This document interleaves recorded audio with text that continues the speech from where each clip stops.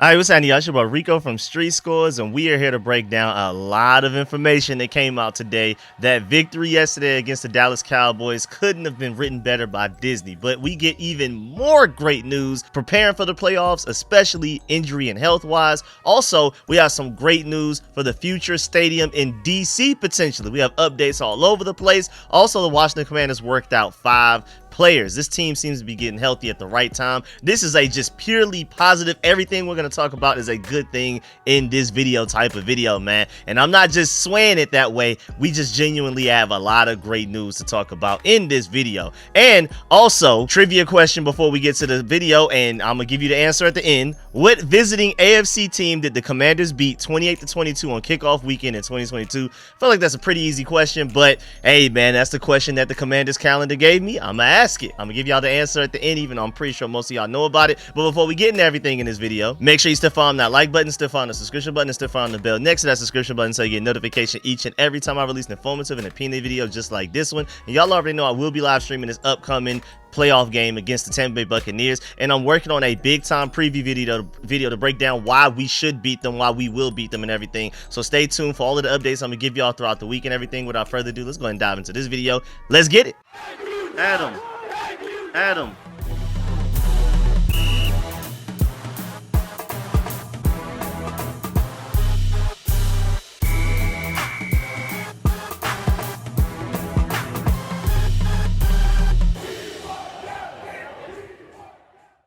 All right, so let's start with the injury updates. I'm assuming that's why most people are probably here. So let's start with Jayden Daniels. And Dan Quinn said in his press conference just earlier today, quote, "I'm not concerned," unquote, with Jayden Daniels' leg soreness that led to him being taken out of the second half against the Cowboys. If y'all missed it, I told y'all this during my live stream. But after the Cowboys victory, when Dan Quinn had his press conference, he was asked about the whole injury situation with Jayden Daniels or why they even pulled him in the second half. And he even said, he admitted it. They did not pull Jayden Daniels. Like, they didn't come into the game against the Cowboys assuming that Jayden Daniels was sitting the second half. They originally planned on playing their starters the entire game, which is pretty interesting. But apparently, Jayden Daniels had some type of leg soreness, and it was creeping up on them, and they felt like it wasn't worth risking it. So that's why they went ahead and threw Marcus Mariota out there. I mean, the Bears ended up winning that game, even though by the time we switched Jayden Daniels for Marcus Mariota, the Bears were winning, but it was not a done deal that the Bears would win, which would let us have the 6th seed, even if we did lose to the Cowboys. But hey, man, nobody wants to get swept by the sorry Dallas Cowgirls. I mean, they have a terrible season. It doesn't matter how great of a season we're having. We go to the playoffs, win some playoff games, whatever. But still, like, I mean, having got swept by the 2024 Dallas Cowboys is an ugly stain on no matter how great of a season you're having. So I'm happy that we went and got that dub. Having the 6th seed is very important as well, but you can't get swept by the Cowboys, man. You just can't. But Jayden Daniels even asked about it after the game as well. And I'm just taking y'all back to last night real quick.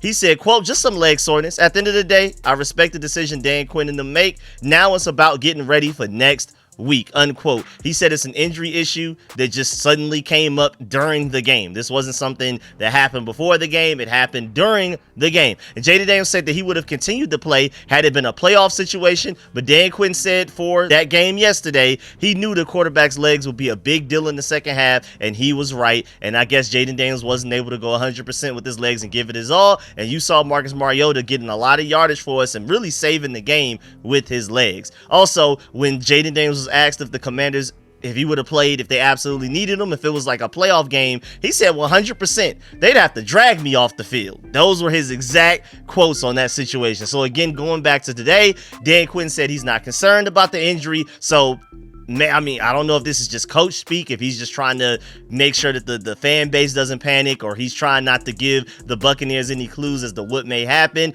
I don't know if he's actually being 100% transparent with this, but he says he's not concerned about the leg injury. Maybe it's not something too crazy. I mean, Jayden Daniels was on the sideline jumping up and down, celebrating with Marcus Mariota and things like that. And it never really necessarily looked like he was that bad off to me, even during the game while he was playing. But either way, they felt like it was not worth it to play him in a situation where we're going to go to the playoffs anyway. The only difference was whether you were going to have the 6th seed or the 7th seed or get swept by the Dallas Cowboys. They felt like that wasn't worth the risk. I'm assuming that, like, if it were a situation where we had to win that game. And if we didn't win that game, we don't make the playoffs at all. Not a 6th or a 7th seed thing. Playoffs are nothing type of thing. I'm optimistic that maybe Jayden Daniels would have still been good enough to at least play in that. And he should definitely be good by next week. Well, this upcoming weekend to play against the Tampa Bay Buccaneers Sunday night. Also, Dan Quinn gave us updates for cornerback Marshon Lattimore and Tyler Biadasz. He said for Marshon Lattimore specifically, the arrow is going up. That's his exact quote there. He also said that Tyler Biadasz is doing well. And man, it's ridiculous how much worse this offense looks without Tyler Biadasz out there at center, man. It's terrible, man. Oh my Lord, it's absolutely insane, like what's going on, man. We can't run the ball. Brian Robinson's pretty much useless when there's no Tyler Biadasz. I blame more so the offensive line for our lack of running game for the past couple of games, especially against the Dallas Cowboys.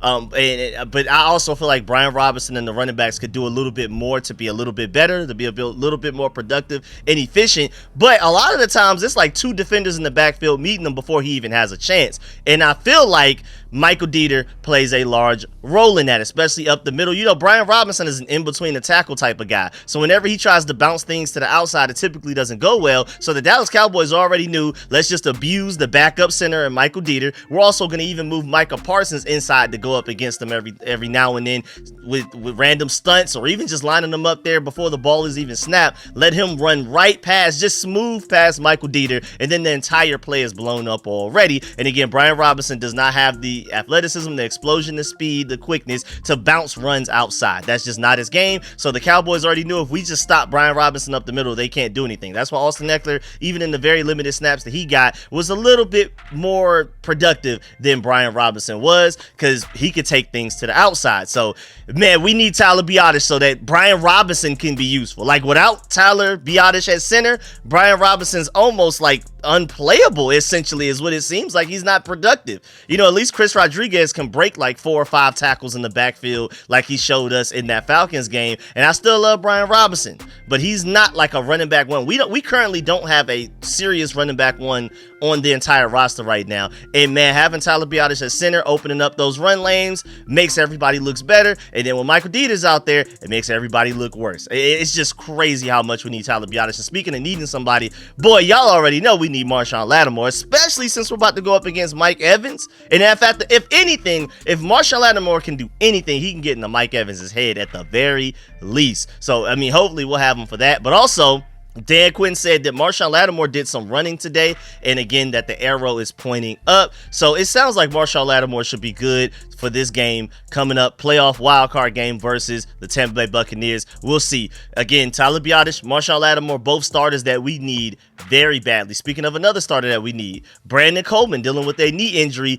Dan Quinn said that he had a positive day today after leaving Sunday's game. He didn't even update us on Frankie Louvu, but Brandon Coleman left the game, came back. Frankie Louvu also left the game with a shoulder injury and ended up coming back and finishing the game. So I'm assuming both of those guys are good, even though it's weird that he updated the Brandon Coleman injury but didn't give us any update on Frankie Louvu. So I'm assuming that means Frankie Louvu is even better off than Brandon Coleman, but it sounds like he's pretty optimistic about Brandon Coleman as well. Then other Dan Quinn notes, he has some really interesting quotes from his press conference. So even things outside of the injury wise, first of all, he said, quote, "Full circle moments are definitely cool. We started our season with Tampa Bay. Now we start our second season with Tampa Bay," unquote. And I love how he worded that, because I feel like if he would have said we started the season with Tampa Bay but ended the season with Tampa Bay, I feel like somebody else would have slipped up and said that. That would have been like the meanest foreshadowing or jinx for us potentially losing against Tampa Bay, something like that. I like the fact that he said we start the first season with Tampa Bay, and then we started our second season in 2024 with Tampa Bay as well. We started the regular season and the postseason versus the same team. Love how he worded that. I also like that mentality, man. It did really come full circle. Also, the Commanders have had a lot of interesting endings to games, man. A lot of clutch game-winning drives and things like that. I mean, the last 4 have been absolutely insane just in a row.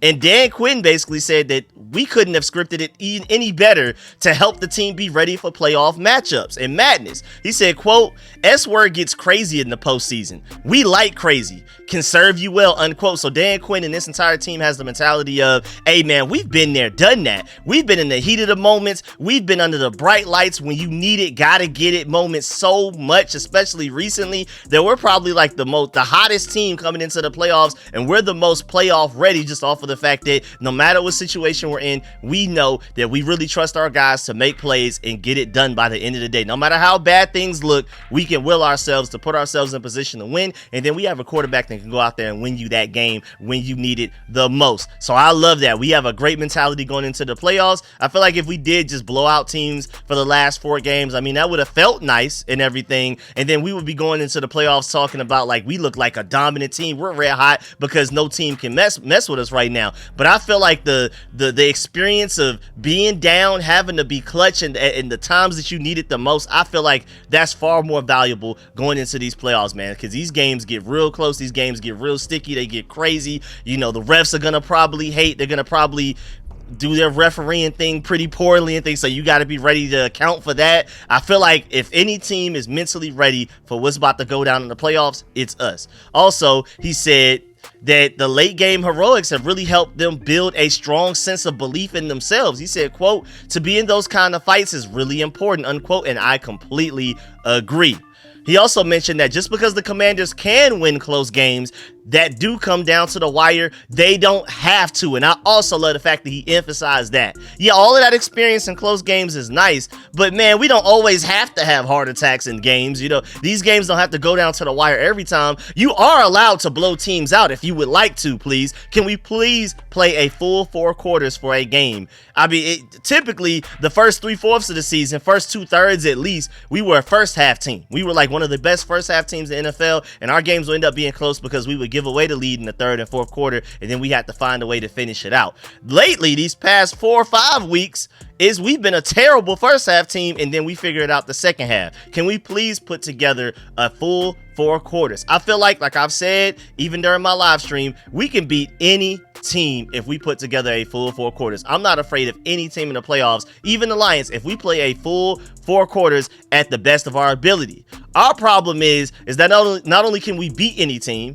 we can lose to any team. The way that we play, you almost lost to the Dallas Cowboys right there. But then if you play a full 4 quarters, I'm not afraid of any team, especially on the NFC side of the NFL. So it's just really up to us. We can't beat ourselves, and we got to go in with the right mentality, the right preparation, and hopefully we're healthy going in, and it looks like we will be. Also, Dan Quinn said that the Commanders voted on team captains for the playoffs today. They will officially announce who the captains are on Friday, but we're not having this random rotation that we never really get an explanation as to why those 3 captains were selected by Dan Quinn going into every game. Now we know for this upcoming playoff game against the Buccaneers that whoever the 3 captains are, they would have been voted on by the players. I'm assuming Jayden Daniels is going to be one of them.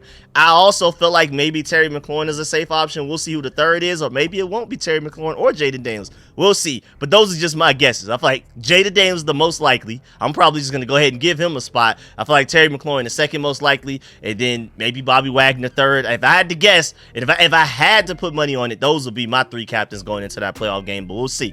Also, in very interesting news, the Washington Commanders worked out 5 players today. You have 3 corners and 2 running backs. Really interesting. The corners are Johnny Dixon, Allen George, and Jalen Williams. The running backs are Demetric Felton and Anthony McFarland Jr. That is very interesting. Let's start with the corners first. I mean, it's a very easy argument to make that the corner position is the biggest weakness on this entire team right now, especially when Lattimore is hurt. Oh, it's ugly. And maybe they are no longer willing to depend on Lattimore to even stay healthy for this defense to play well. Or even if Lattimore is healthy and is on the field, we've seen how Benjamin St-Juste can ruin a game in just only 3 snaps. So maybe they're tired of the depth that's going on behind Lattimore, Sanversell, and Noah Benogany. I mean, Benjamin St-Juste is one of the most efficient game ruiners of all time at the position, man. I mean, it doesn't matter if he plays 40 snaps or 3. He's going to come in and get a penalty on a successful 3rd down and long stop by the defense to give the offense more yardage and the ball continue to stay on the field instead of punting. And then I think they've scored points every time afterwards as well. Usually a touchdown. And then even worse, Michael Davis is worse than him. I just talked about Benjamin St-Juste and how he's the most efficient game ruiner, arguably at the position of all time. Michael Davis is even worse than him. He'll just ruin the game flat out for the entire 4 quarters, no matter the situation. First down, second down, whatever. So maybe they're just searching everywhere and anywhere for any options that are out there to at least come in and be playable for maybe like 4 plays or something in a game. Because ideally it's Lattimore, Sam Steele, Noah Benogany, and then you just need that 4th corner to come in and play a handful of snaps and not lose you the game. You know, Lattimore will play like 40 to 50 something snaps. Same thing with Sam Steele. Noah Benogany will play like 30 something. You just need that 4th corner to come in for probably less than 5 snaps and just not sell the game away. So maybe they're looking for that. Maybe they're auditioning right now for a 4th corner. They're holding auditions for just any type of corner that can come in. You don't have to play much. You don't have to go out there and lock down Mike Evans, but at least be able to handle the 3rd or 4th best receiver on the other team for just a couple of plays, man. And to be able to make a tackle whenever somebody has the ball in their hand, whether it's the receiver after they called it against you because you didn't have good coverage,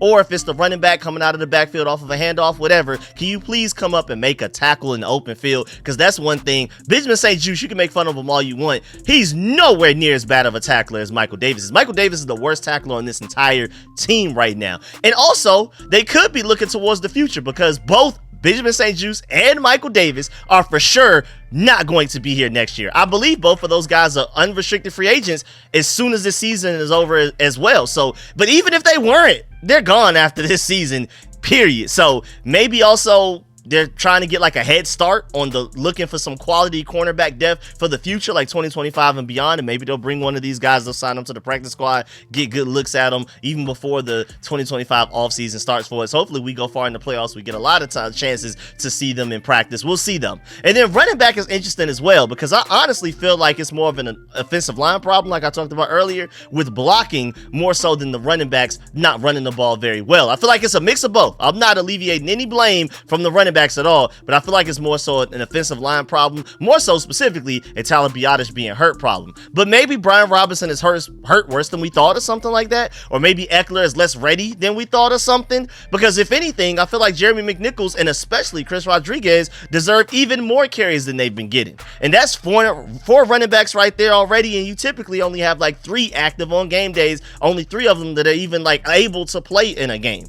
But they brought in 2 running backs for workouts for a reason, so we'll see what comes of it. We'll see if they sign any of the 3 corners of the 2 running backs. Of course, I will keep y'all updated throughout the week if any moves happen. Now let's talk about this next stadium in DC. I feel like a lot of y'all probably came for this as well, so let's go ahead and get this out the way, man. Apparently, President Biden has officially signed the RFK Stadium bill into law, officially making DC an option for the Commanders' next stadium. Within 180 days, the federal land the team called home for decades will transfer to DC for the next 99 years. That is big news. And then earlier today, Mayor Muriel Bowser even attended the bill signing at the White House. I almost said Waffle House. I'm sorry. The Atlanta almost came out of me. As President Joseph R. Biden signed into law the D.C. Robert F. Kennedy Memorial Stadium Campus Revitalization Act, H.R. 4984.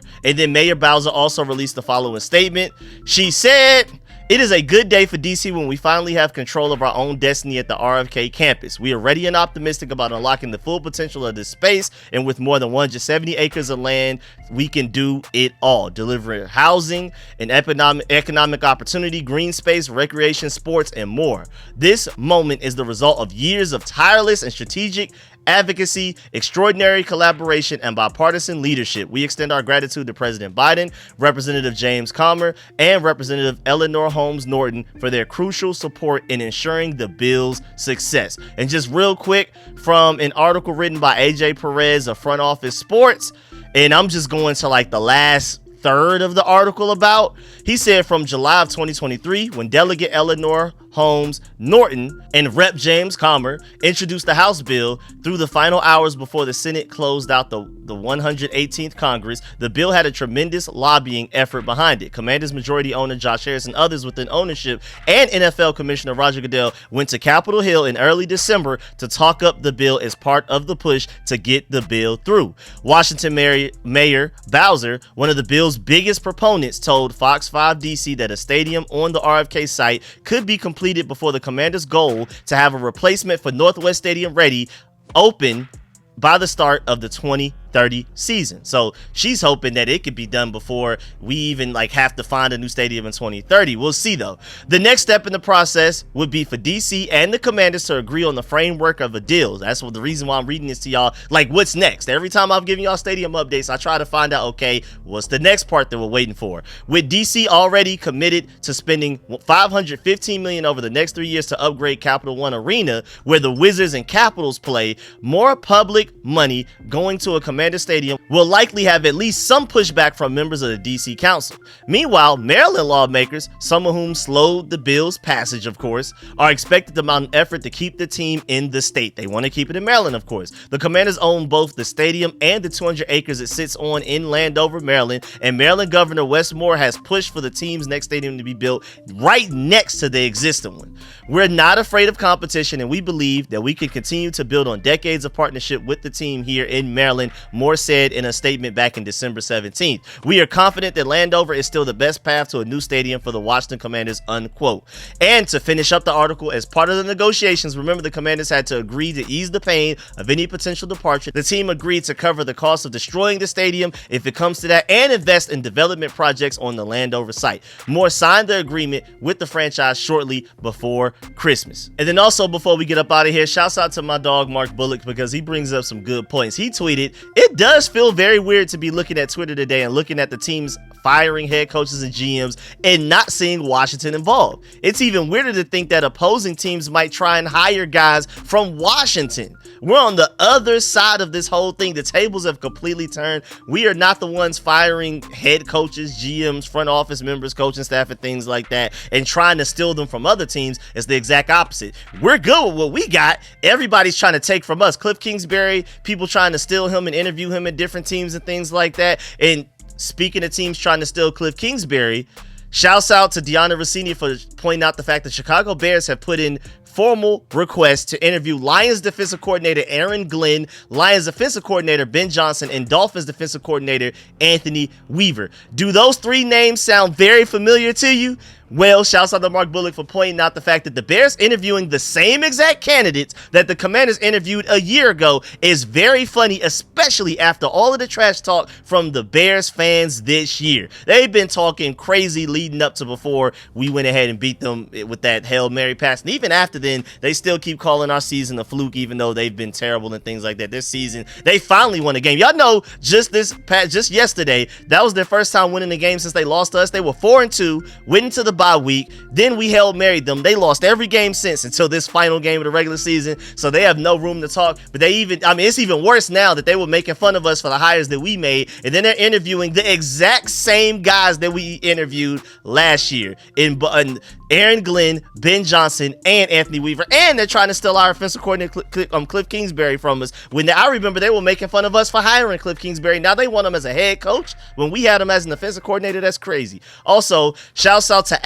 Jimmy Trainer on Twitter for pointing this out, because he pointed out the fact that there is a nice little stretch of football on the way. Thursday, you have Notre Dame at Penn State, 7:30 p.m. Friday, you have Ohio State at Texas, 7:30 p.m. Saturday, you have Chargers at Texans, 4:30, Steelers at Ravens, 8 p.m. And then you have Sunday, Broncos at Bills, 1 p.m., Packers at Eagles, 4:30, and then our game, Commanders at Bucks, 8 p.m. And then Monday, you have the Lions and Vikings, 8 p.m. And that is a really exciting stretch of football. Thursday through Monday is about to be so much fun. College football playoffs for 2 of those days, and then NFL playoffs for 3 of those days. This is going to be fun. I feel so sorry for the NBA and all of basketball, because their ratings are already bad, but now college football playoffs, NFL getting into the playoffs, is about to get real ugly for them, man. I feel really bad for them, man. Even though we do have that game coming up with the Cavs and the Thunder, I forgot exactly which day that is. I think that's Friday, maybe. Don't quote me, but I do know that the Cavs have not lost to a Western Conference team all season so far, and the Thunder have not lost to an Eastern Conference team all season so far, and they're about to go up against each other. I believe it's Friday, but make sure y'all go check just in case. But either way, that's one NBA game that people are going to be checking for and that I will tune into because that's really interesting. They're going to be playing like it's a finals game to see who finally loses to the other conference for the first time this season. But yeah, man, that's it of this video. Please get in the comment section. Let me know how you feel about everything discussed in this video. Please still farm that like button, still farm the subscription button, still farm the bell next to that subscription button so you get notification each and every time I release an informative and opinionated video just like this one. Make sure you stay tuned to all of the content. Oh, and the answer to the trivia question, again, what visiting AFC team did the Commanders beat 28-22 on kickoff weekend in 2022?